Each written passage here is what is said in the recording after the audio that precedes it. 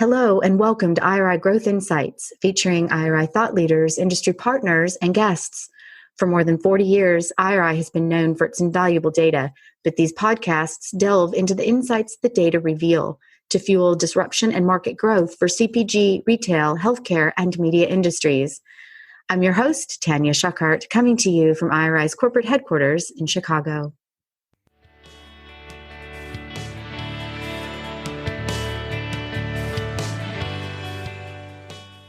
All right, so I'd like to welcome a brilliant guest to the show today, someone I've had the pleasure of introducing hundreds of times, it feels like, over the last few years as a contributor to Forrester and Gartner Research.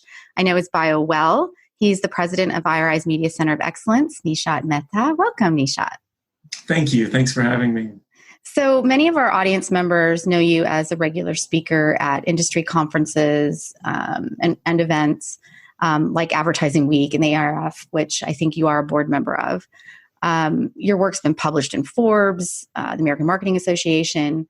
So I want to tap a little bit into that advertising knowledge and expertise and talk about consumer audiences and something we talked about in an earlier podcast with our colleague, Vijay, in-flight optimization. So just to roll it back a little bit for our CPG and retail marketers, let's do a quick advertising lesson from like the 30s. Let's talk about midday dramas. Or what are they called now? Yeah, no, you're right. I hope you're not implying that I was alive in the 1930s. No. Yeah, I mean, I think one of the things for me that's interesting to note is to connect the way in which consumers consume content and advertising. I mean, that goes back really since the beginning of time. And I think that what you're referring to very specifically is the notion of the soap opera. And, not everyone knows that the reason why it was called a soap opera is because certain soap brands would actually sponsor the entire hour. I think Ivory soap might have been the first one. P&G basically decided that was one way to advertise, was to allow an hour of drama to be played and periodically remind you that the entire hour of content was brought to you by Ivory soap, and hence the name soap opera. Obviously now that can be converted to a number of other advertisers that obviously advertise during those daytime TV shows. Right. I don't think a lot of people knew that. I mean, I didn't really know that either. So that was an interesting bit of insight. And then so fast forward to the 50s where, winning for brands was determined by really understanding your audience more than your competitors. And that hasn't really changed, right? But the marketing world has changed dramatically. And especially when we talk about direct to consumer or D2C, sometimes that leaves CPGs, we've talked about this, on the bottom shelf, if you will. But what are the challenges? Let's get through what the challenges are for CPGs. Yeah, no, I think it's fair. I mean, I think, just briefly on your point around sort of the 50s, I think the timing on that is pretty clear. I think it's common for people to think that data science is somehow this relatively new 21st century idea. But I think it is important to go back in time and realize, and Mad Men certainly made it clear that the IBM computer that was helping them with television advertising existed in the late 50s and early 60s. And then I think you go even further back and you could argue that the average mind of the shop owner going back 150 years was effectively performing some form of data science, in that he or she knew all of the customers that came in and was mapping the products that he or she had available to him to the customers that came into the store, and basically doing the kinds of things in small scale that we now ask machines to do at much larger scale. Yeah, and I think coming back to your question, CPG is the true definition of large scale. And so I think when we talk about the importance of leveraging data, it's because CPG is one of the best places to do that, because of the fact that people make purchases over and over again for the same products. The challenges, however, have always sort of prevented us from truly achieving what I think is sort of where we should be seeing advertising going across all industries. And I think those challenges largely fall into a handful of buckets. So first and foremost, CPG is the industry that probably is going to be the last one to move fully online, just by virtue of the fact that consumers need CPG products within an hour or two of actually deciding that they needed them. And so the last mile delivery is challenging in the world that we live in today. And then I think, too, there is a sort of a the relative expense factor that when you're buying a 99-cent bag of chips, the cost associated with home delivery just doesn't make economic sense. And so that is a challenge in terms of CPG purchases today, and in the very, sort of distant future are likely to still be made in physical stores for quite some time. I think second, just on that point, as an example, this is going to seem crazy, but so there's this lipstick, and I did not plan on bringing this up today. There's this lipstick that I just looked it up on Amazon because I didn't want to have to go out and buy this very specific one for our daughter's dance competition. I wanted to just have Amazon deliver it. $30, but in the store it's $12. So I text messaged my daughter and said, no, see, now I got to go to Sephora and I got to make that purchase. But I didn't plan on bringing that up at all, but that just speaks to your point, right? Exactly. No, that's exactly right.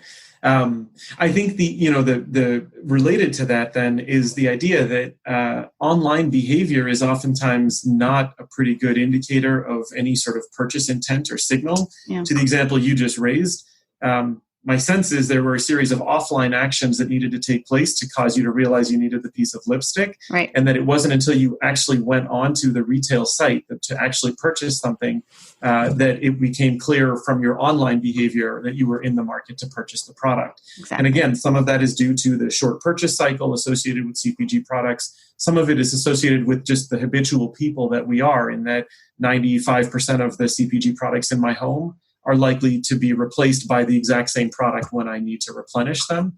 And so the second sort of challenge that I think CPG marketers have is that there isn't a lot of great intent signal that you can gather from a consumer's behavior. And therefore, some argument has been made that online behavior isn't really, the data that you can collect about consumers, which, previously has been very much focused on online behavior, isn't really a good indicator and therefore not all that valuable as it relates to CPG marketing. Yep. I think the last area that's probably of interest to me is that because of the challenges that, the first two challenges, I think many CPG marketers have effectively grown up sort of being comfortable with proxies for measurement of their media campaigns, proxies like brand equity metrics, purchase intent signals, recall, things along those lines. And then those have translated into things like click-through rates and other metrics like that.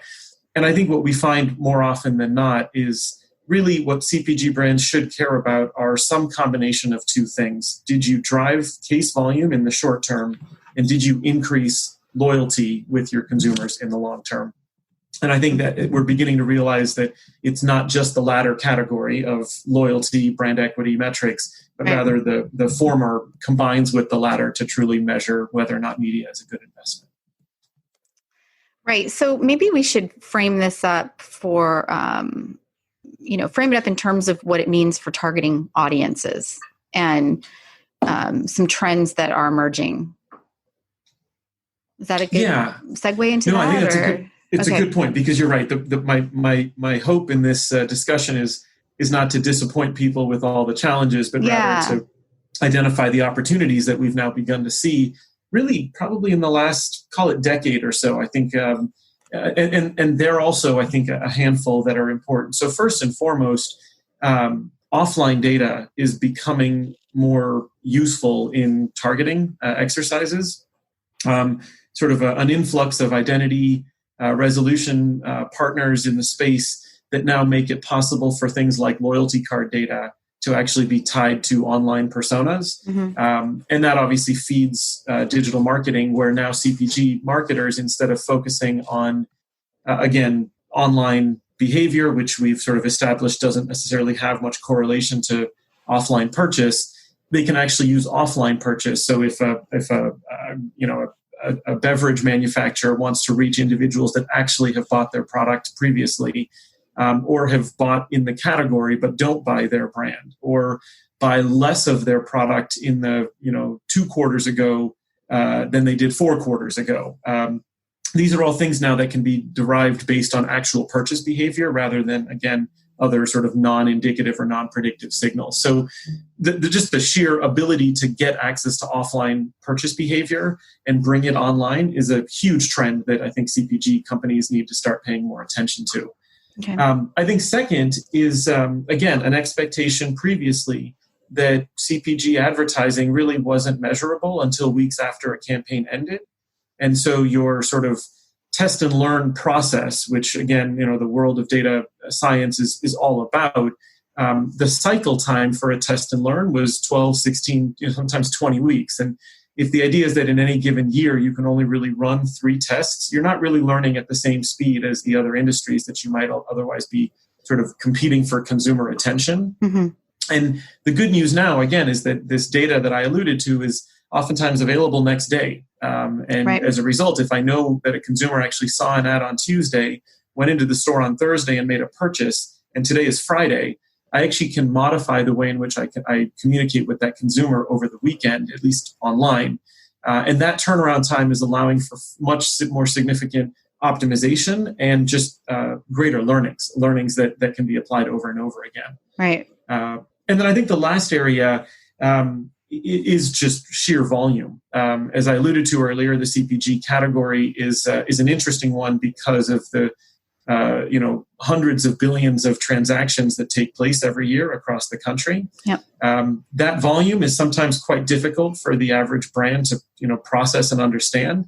And as we're beginning to see improvements in machine learning, artificial intelligence, augmented decision making, a host of these things where the machine can actually help the human brain process what would otherwise have been just an impossible amount of data.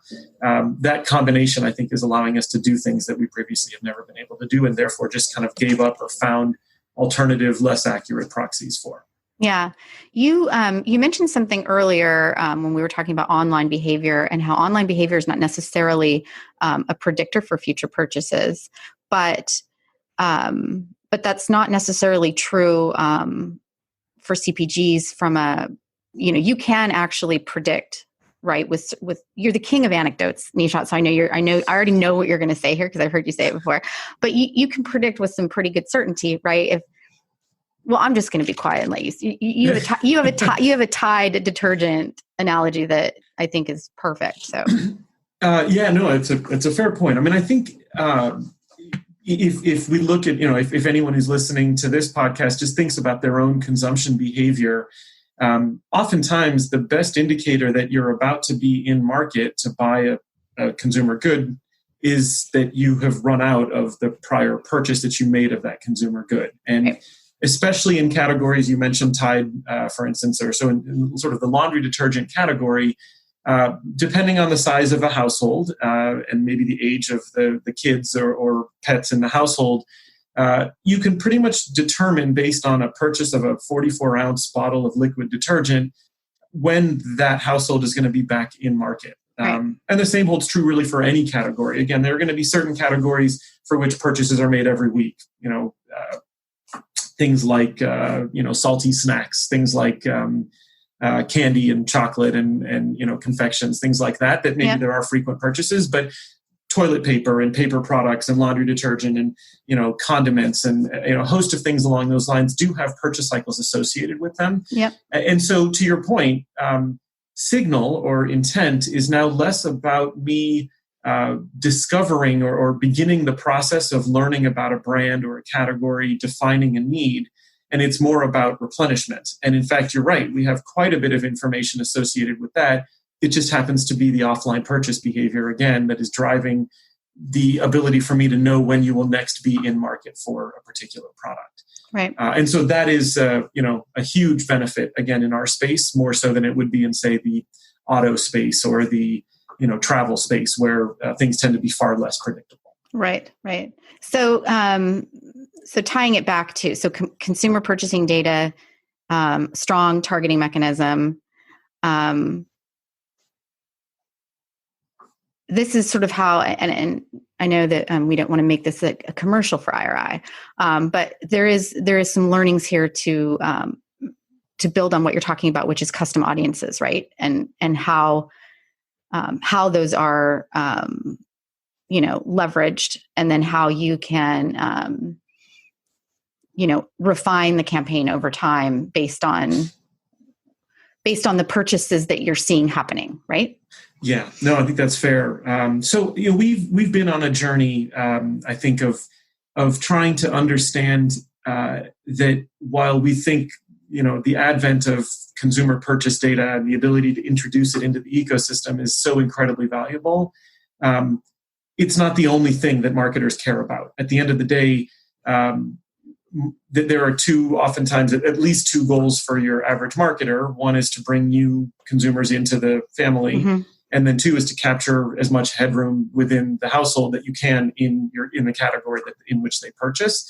And if you solely focused on historical purchase behavior, you'd really be over-rotating to the second of those two objectives. So right. The acquisition aspect of a marketing budget is still a fairly involved process, and oftentimes does require you to reach out to individuals that haven't actually previously purchased your brand, or for that matter, may never have purchased in the category. And so I think there is a very good balancing act amongst a couple of things here, really three things, right? One is use the data you know. So there is accurate data about what people have previously purchased. And that data could be people that have previously purchased your brand. It could be people that have purchased the category but not purchased your brand, for which that is a potential good way to acquire new households. Two, there is some notion of modeling that has to occur in the sense that not everybody has a loyalty program. And so if somebody goes to a Walmart and pays cash to buy a particular product, that purchase is effectively blind to any marketer. A marketer would not know that purchase had taken place tied to that particular household. Right. And so at some point, there does need to be some modeling that takes place to reach out to that set of consumers, and that set of consumers is quite large. So that's sort of the second thing, is the blending, if you will, of very highly accurate deterministic audiences alongside the modeled audiences to pick up the rest of the market. And then I think for me, what's really become valuable here is to, again, focus on what a number of other industries have really popularized, which is the idea that don't let perfect be the enemy of the good.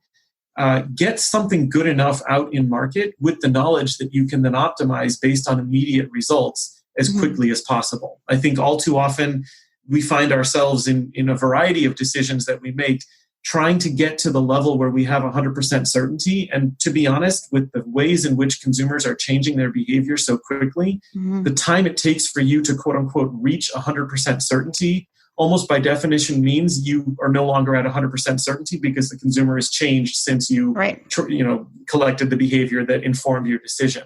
And so we've been really trying to move our clients to a market or to a mindset that focuses more on getting something that might be 70% good enough into the market, but then quickly within the first week, the second week, they're optimizing. And getting closer and closer to that sort of 100% level. Right. So that's a great dovetail into speed, right? When we talk about speed. So let's talk about some delays. For CPGs and what's become acceptable for advertisers and not. Yeah.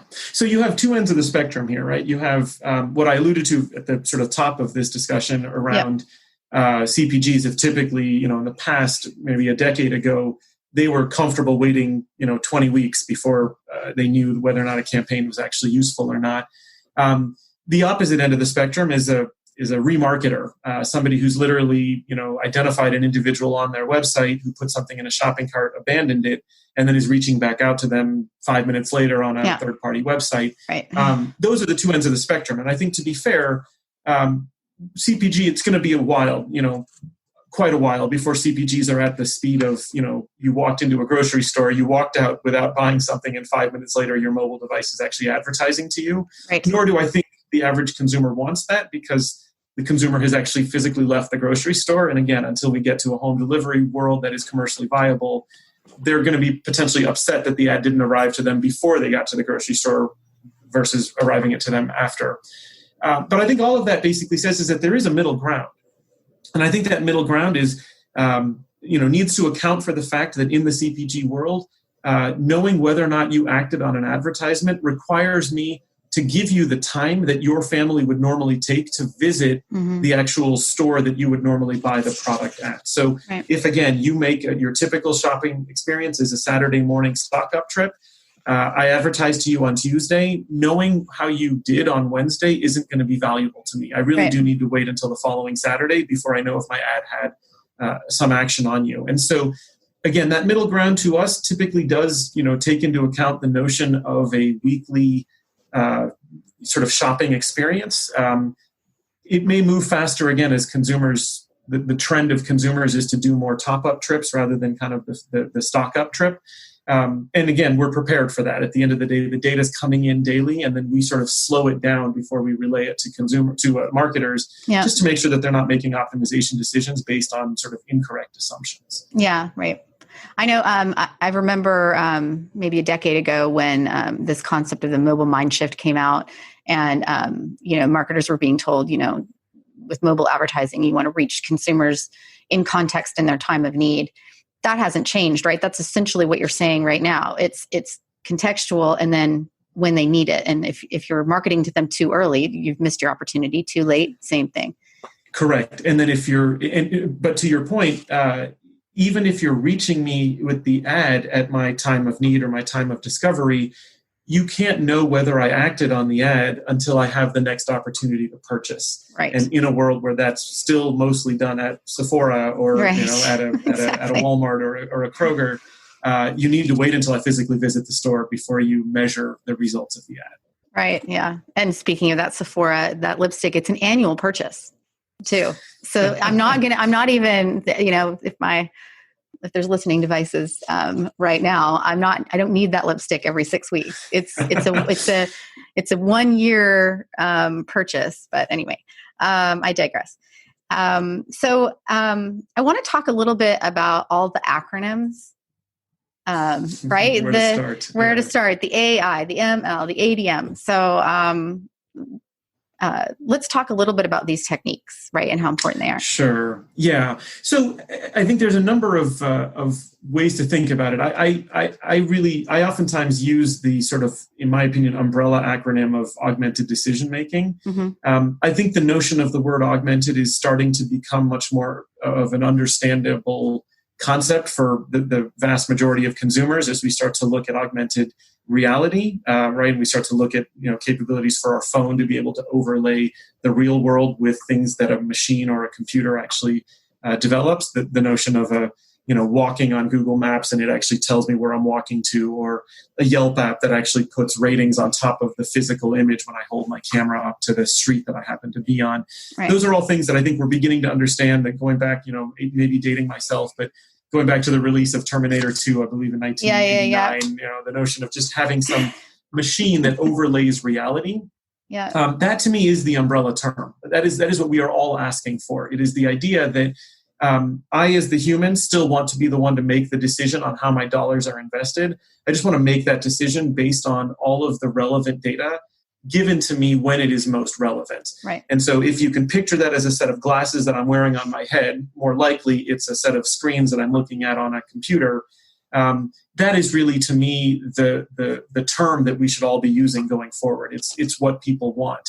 Now, of course, what generates the actual content that I see on the screen that is helping me make the decisions that I make can be a set of deterministic if A, then B type rules. Right. Or more likely, because let's face it, with 330 million people in this country and 126 million households, and frankly, each one of them making decisions in ways that can't really be predicted by a centered marketer, you kind of need a computer to be sifting through all of that and making up the rules, looking at the data and determining what rules come out of that. I'll give you one example. An interesting example is something that oftentimes refers to market structure and truly what products actually compete with other products. So if I'm a Campbell's soup, am I competing against other soups, or am I competing against other ready-to-eat meals, or am I competing against a decision to actually order in takeout or order in delivery?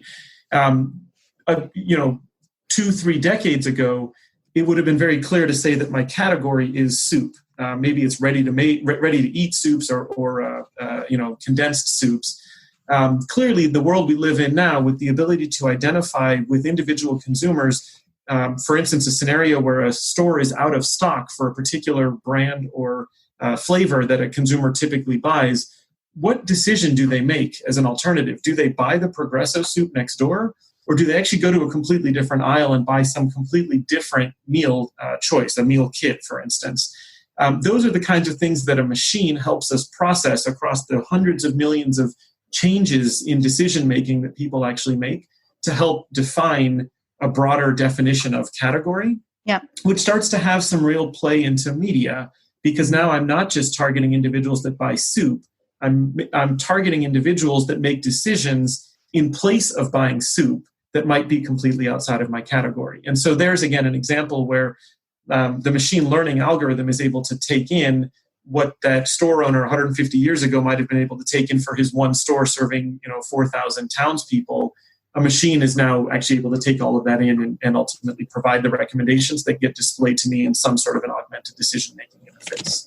Right. So maybe there's, podcasts out there on augmented decision-making, but just, at a, real basic level, is it that you have a computer that's basically, you mentioned this, if this, then that, this sort of decision tree sort of thought process, but the computer's handling that for you. And what makes it an augmented decision is that you, the human, get the opportunity to actually make the decision, right? So they're is that exactly it? Right. Yeah. That's exactly right. Because I think the challenge with machine learning is it automates the history, right? It automates what happened in the past. And as a result, if the assumption here is that no one ever changes their behavior ever, and we just always just buy the same things that we always bought before, then the machine will do a great job of that. But ultimately, it is up to the human to realize that the consumer is fundamentally different than it was a week ago, a month ago, a year ago. And that comes from knowing, the current events, the sort of the current zeitgeist in the in the country, in particular regions, a specific weather condition that took place in a particular part of the country. Again, these are all things that, when factored into a whole host of historical decisions, oftentimes require a human to take a chance on what might be different in the future. And ultimately, it's those chances that lead us to a future state. In a lot of ways, I use an analogy here around sort of just straight up evolution, right? Human evolution. If the idea is that evolution was always perfect replication of our parents in ourselves, then humans would never evolve. We would just simply be sort of mixes of the current, humans that live in the prior generation. Yep. It's the introduction of a mutation that is ultimately what allows natural selection and evolution to take place.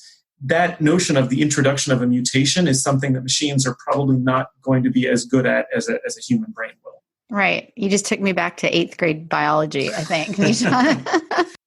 So let's talk a little bit about, because this is all super exciting. This is super exciting for marketers. The artificial intelligence pieces, the ML pieces, mixed with just data. What excites you about digital media and CPG? What a big, broad question. Yeah, it's a very broad question. We could do an entire podcast on this. Yeah. I think so. There is a tendency, I think, for a lot of trend spotters to call on the sort of death of advertising. That, 50% of consumers have now downloaded an ad blocker. Mobile's a completely different world because in-app advertising isn't really taking off. Yeah. Subscription video on demand is a big deal, and Netflix is never going to advertise, and people will just pay their $12.99 or $8.99 or whatever it is to buy ad-free content. I take a very different approach to this, which is that, in my opinion, I don't think we as the average consumer understand how many industries are propped up by advertising. At the end of the day, all of content, all of media consumption, in some form or another has some ad-supported version of it. I think you could look at a company like Amazon, and if you just looked at their sort of quarterly earnings reports, between AWS and their advertising business, that the profit from those two businesses is greater than the rest of the business, which one might argue means that Amazon's not really a retailer as much as they are the low-cost retailer that then uses the assets that are required to serve that market to build up a bunch of highly profitable businesses that make them the company that they are. I would argue we could do a whole podcast on Amazon.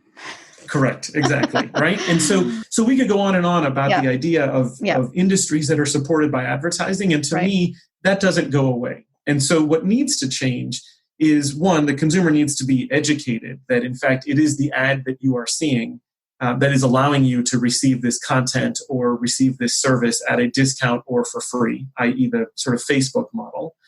And then two, I think it's important for the consumer to understand that they have some control and some choice over what ads they see. That ads, in fact, when they're done correctly, can actually be quite positive. I became a Harry's subscriber and moved away from Gillette for 2 decades of habit because of an ad that I saw on Facebook several years ago. Ads work when they're designed, when they hit the individual at the right time.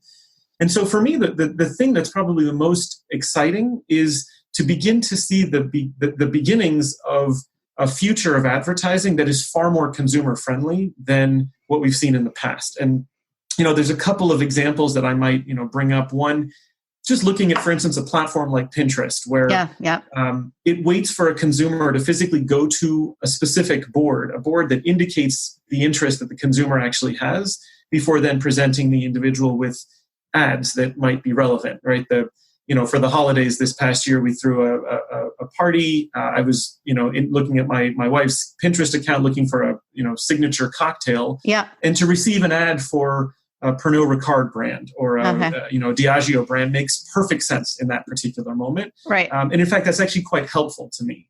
I think we're beginning to see some examples where Pandora recently announced an ad unit that's voice activated. And I think it's to play up some of their own voice activated capabilities, where a question will be asked to you about whether you're hungry, for instance. And only if you respond yes, will then the actual rest of the ad for the fast food restaurant or QSR actually play for you. Yep.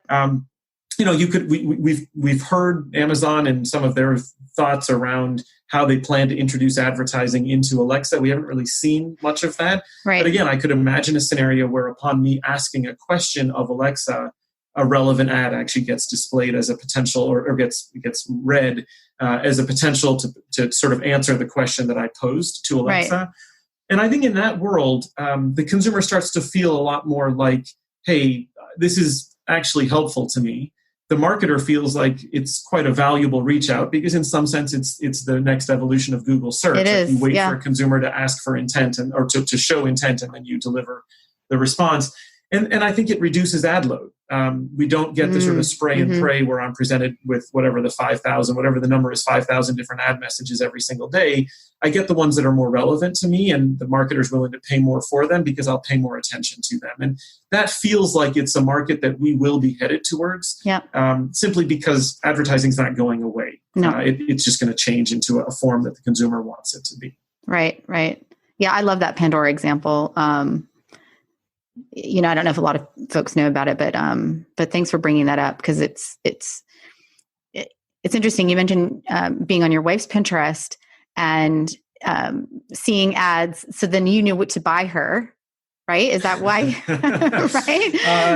Fair. I didn't necessarily look at the boards that she follows, but you're right. That would be another way to do things. Yeah. Absolutely. So, but anyway, this kind of brings it back to the benefit of the consumer, right? Back to those soap opera days. It's more consumer friendly, and to your point, ads aren't going anywhere. And this idea of a voice activated ad unit is kind of exciting. It's like a future trend, right? For digital media, and bringing it back to in context and time of need, and even more than that, it's the consumer actually indicating, maybe even overtly, their interest and intent. Correct.